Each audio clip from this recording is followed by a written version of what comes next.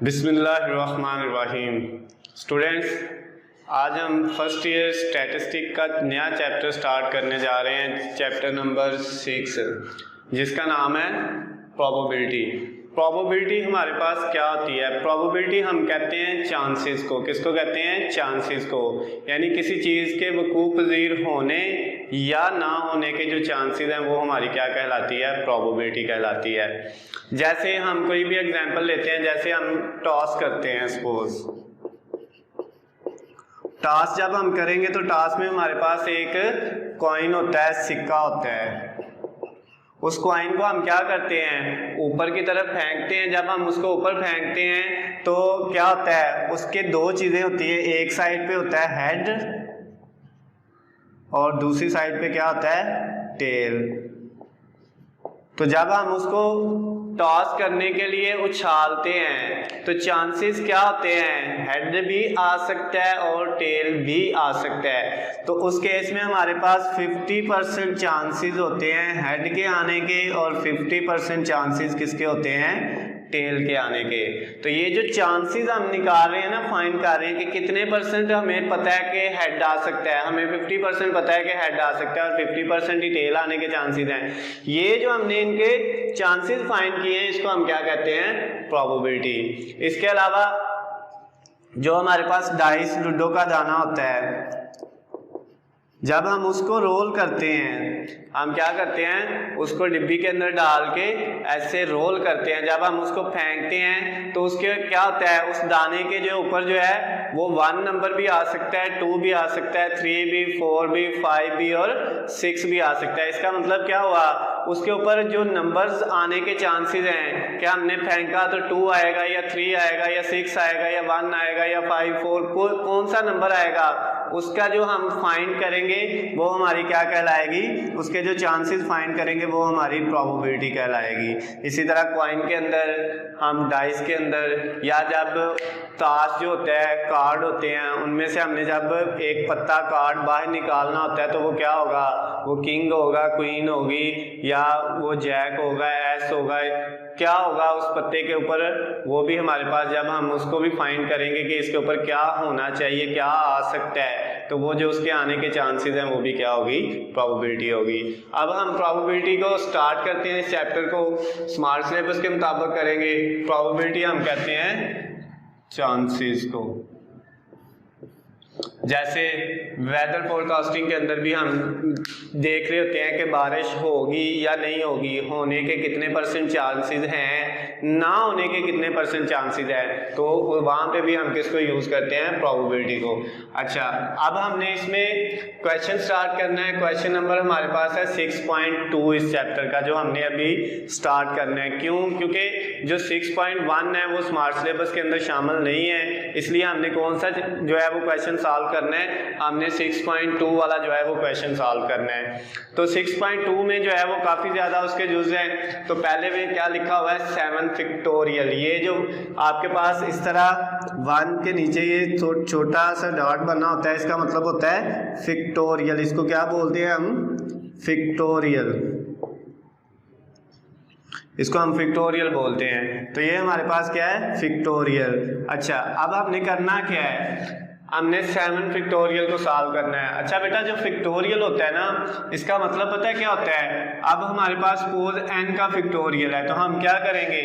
इस वैल्यू को यहाँ पे लिखना स्टार्ट करेंगे, जो है n के बाद एक n से एक स्टेप पीछे जाएं, एक वैल्यू पीछे जाएं तो वो क्या होती है? n-1। उससे एक वैल्यू पीछे जाएं तो क्या होगा? n-2।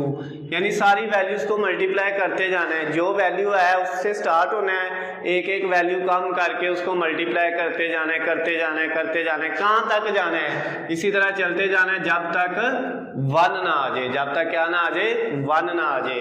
तो अब हमने क्या करना है? यहाँ पे 7 फैक्टोरियल का मतलब क्या है? 7 उसको मल्टीप्लाई किससे करना है? 6 से, फिर मल्टीप्लाई 5 से, यानी एक एक कम करते जाना है, फिर 4 से, फिर 3 से, फिर 2 से और फिर 1 से। और कब तक मल्टीप्लाई करना है? जब तक 1 नहीं आ जाएगा। जो भी रकम दी हुई है उसका फैक्टोरियल फाइंड करने के लिए हम उसको वहां से स्टार्ट करेंगे और कहां तक ले आएंगे? 1 तक ले आएंगे। ये डॉट का मतलब यहाँ पे मल्टीप्लाई है। अब हम क्या करेंगे? 7 को 6 से, 6 को 5, 4, 3, 2 और 1 से मल्टीप्लाई करेंगे कैलकुलेटर से। देखते हैं क्या आता है। 7 multiply 6 multiply 5 multiply 4 multiply 3 multiply 2 multiply 1 is equal to 50, 40। बेटा ये हमारा आंसर आ गया फर्स्ट वाले का। सेकंड वाले को देखते हैं। अब इसमें क्या लिखा हुआ है? 16 फैक्टोरियल। क्या हम 16 फैक्टोरियल को इस तरह लिख सकते हैं? 16 multiply 15 multiply 14 multiply 13 multiply 12 multiply 11 multiply 10 multiply 9 multiply 8 और 8 के साथ क्या लगा दिया? फैक्टोरियल। अब हमने इसको कहाँ तक लिखा है? 8 तक। 8 के साथ फैक्टोरियल है, इसका मतलब आगे 7 आना है, क्योंकि इसके साथ फैक्टोरियल लगा दिया ना, तो इसका मतलब 8 के बाद 7, 6, 5, 4, 3, 2 और 1। इसने 1 तक जाना है। हमने इसको 8 तक ही क्यों ओपन किया है? 1 तक क्यों नहीं लेके गए? क्योंकि इसके नीचे क्या वैल्यू थी? 8 फैक्टोरियल था। तो हमें पता है कि ऊपर भी 8 फैक्टोरियल तक जाना है, इसलिए ये 8 फैक्टोरियल से क्या हो जाएगा? कट हो जाएगा। हमने इसलिए इसको ज्यादा ओपन नहीं किया। अब नेक्स्ट क्या बच गया? 16 multiply 15 multiply 14 multiply 13 multiply 12 multiply 11 multiply 10 और मल्टीप्लाई 9। अब हम इन सारी वैल्यूज को मल्टीप्लाई कर लेते हैं, देखते हैं क्या आता है हमारे पास। 15 multiply 16 sorry multiply 15 multiply 14 multiply 13 multiply 12 multiply 11 multiply 10 multiply 9 multiply 9 तक ही है जी, इक्वल टू 5189 5189। नेक्स्ट क्या था? 18400 18400। ये हमारे पास इसका भी आंसर आ गया। उसके बाद बेटा आगे नेक्स्ट वाले क्वेश्चन की तरफ चलते हैं। इसमें क्या है हमारे पास? 17 का फैक्टोरियल। क्या हम इसको इस तरह लिख सकते हैं? 17 multiply 16 multiply 15 multiply 14 multiply 13 multiply 12 multiply 11 multiply 10 multiply 9 और मल्टीप्लाई 8 फैक्टोरियल। क्यों? क्योंकि इसके नीचे भी क्या है?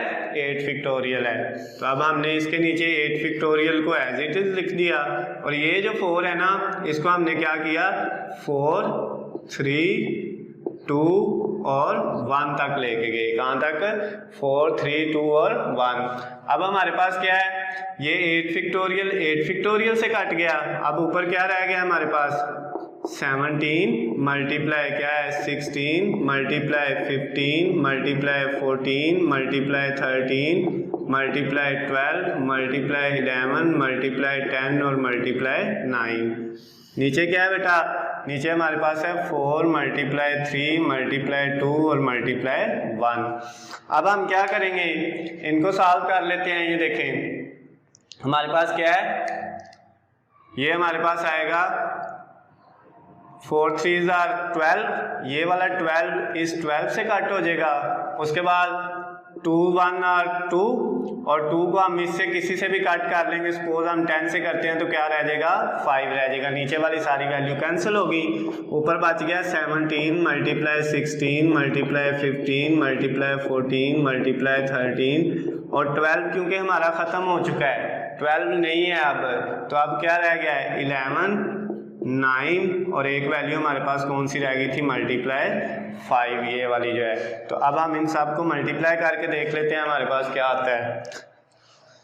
17 multiply 16 multiply 15 multiply 14 multiply 13 multiply 11 multiply 9 multiply 5 is equal to 3675।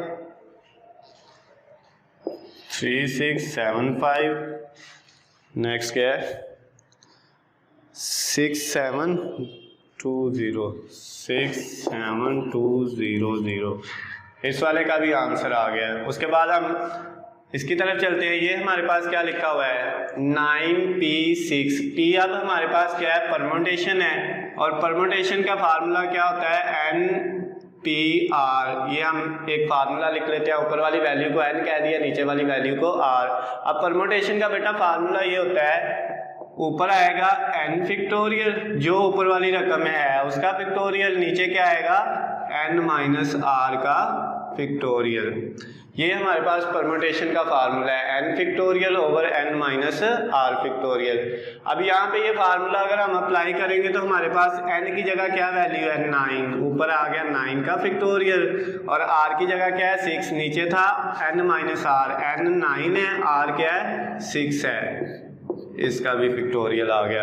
अब बेटा ये हमने वैल्यू पुट कर दी है। अब 9 फैक्टोरियल, नीचे 9 माइनस 6 कितना बच गया 3 फैक्टोरियल। अब इस 9 फैक्टोरियल को हम इस तरह लिख सकते हैं 9 multiply 8 multiply 7 multiply 6 multiply 5 multiply 4 और मल्टीप्लाई 3 फैक्टोरियल, और नीचे क्या है 3 फैक्टोरियल। अब इसलिए ये 3 फैक्टोरियल से काट जाएगा, बाकी रह जाएगा 9 8 7 6 5 और 4। अब इनको मल्टीप्लाई कर लेते हैं, क्या आएगा हमारे पास 9 multiply 8 multiply 7 multiply 6 multiply 4 multiply 6 और multiply 5 multiply 4 is equal to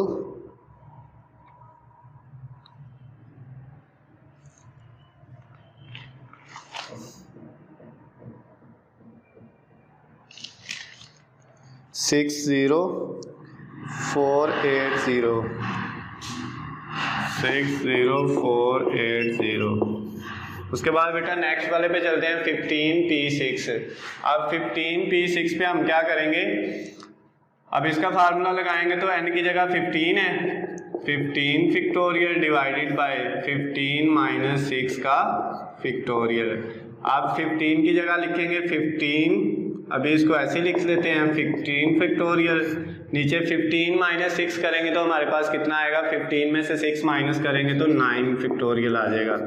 अब 15 14 13 12 11 10 और 9 फैक्टोरियल, नीचे भी क्या है 9 फैक्टोरियल, 9 से काट गया, बाकी 15 14 13 12 11 और 10। इनको मल्टीप्लाई करके देख लेते हैं हमारे पास क्या आता है 15 14 13 12 11 10 is equal to 360,3600। ये हमारे पास आंसर आ गया है। अब अगला पार्ट करते हैं, उसमें क्या लिखा हुआ है 5p3, तो n की जगह क्या आया 5 फैक्टोरियल, नीचे n माइनस r आना था, n माइनस r का फैक्टोरियल। अब बेटा 5 फैक्टोरियल, 5 माइनस 3 2 फैक्टोरियल, 5 को हम लिखेंगे क्या 5 4 3 और 2 का फैक्टोरियल, नीचे क्या है 2 का फैक्टोरियल है। अब 2 फैक्टोरियल से कट हो जाएगा, बाकी क्या रह जाएगा 5 4 3, 5 को 4 से किया 20 को 3 से करेंगे तो 60, हमारा ये भी आंसर आ गया। बेटा अब हम इसके नेक्स्ट पार्ट की तरफ चलते हैं 6.2 के क्वेश्चन के। इसका अगला पार्ट है 5c3। अब ये कम्बिनेशन आ गया। कम्बिनेशन का फार्मूला हमारे पास क्या होता है, अगर हम कम्बिनेशन के फार्मूले की बात करें तो वो NCR। तो अब इसका फार्मूला होता है ऊपर n फैक्टोरियल, नीचे r factorial into n minus r का फैक्टोरियल। परम्यूटेशन और कम्बिनेशन में फ़र्क ये है, परम्यूटेशन में ये r नहीं आता, बाकी फार्मूला आता है, और कम्बिनेशन में ये साथ नीचे r का फैक्टोरियल भी आता है। अब इसमें हम वही फार्मूला लगाएंगे तो हमारे पास क्या आएगा, ऊपर आ जाएगा n फैक्टोरियल, नीचे आएगा आर फैक्टोरियल, क्योंकि आर की जगह 3 है, एन की जगह 5 है, फिर एन माइनस आर का फैक्टोरियल। अब बेटा ऊपर 5 फैक्टोरियल है, नीचे 3 का ऐसे फैक्टोरियल लिख दिया, और ये जो है 5 माइनस 3 ये कितना आ जाएगा हमारे पास 2 फैक्टोरियल आ जाएगा। अब 5 को हम लिख सकते हैं 5, 4 और 3 फैक्टोरियल, नीचे 3 फैक्टोरियल एज इट इज, और 2 को लिखा 2 इंटू 1, ये 3 फैक्टोरियल से कट गया, ऊपर बच गया 5 को 4 से करोगे तो कितना आ जाएगा, 5 को जब हम 4 से करेंगे तो हमारे पास कितना आ जाएगा 20, और नीचे 2 को 1 से करेंगे 2, 20 को 2 पे डिवाइड करेंगे तो क्या आ जाएगा 10 आ जाएगा।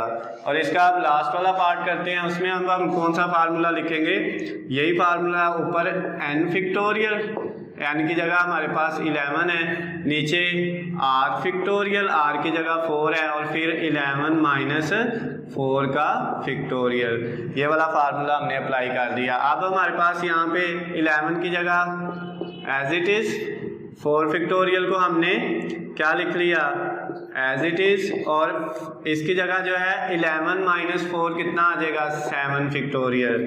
अब बेटा 11 को हम लिखेंगे 11, 10, 9, 8 और 7 का फैक्टोरियल, नीचे बेटा 4 की जगह 4, 3, 2 और 1, और ये जो आपके पास 7 फैक्टोरियल था इसको एज इट इज लिख लिया ताकि ये इससे कट हो जाए। अब आपके पास बाकी क्या बच गया है, ऊपर 11, 10, 9, 8 और नीचे 4, 3, 2 और 1। अब बेटा इसको कट कर लेते हैं। अब ये देखें, अब हम इसको कट करेंगे तो 4 को 2 से करेंगे तो क्या आएगा 8, तो ये वाला 8 इस 8 से क्या हो जाएगा कट हो जाएगा। फिर 3 को 1 से करेंगे 3, तो ये 3 इस 9 से होगा तो क्या रह जाएगा 3। अब ऊपर क्या बच गया 11, 10 और सिर्फ 3 बच गया है, 9 और 8 कैंसिल हो गया है। अब 11 को 10 से और फिर 3 से मल्टीप्लाई करते हैं, क्या आता है 11 मल्टीप्लाई 10 मल्टीप्लाई 3, 330। तो बेटा क्वेश्चन नंबर जो है 6.2 चैप्टर नंबर 6 का, उसके सारे पार्ट हमने कंप्लीट कर लिए हैं।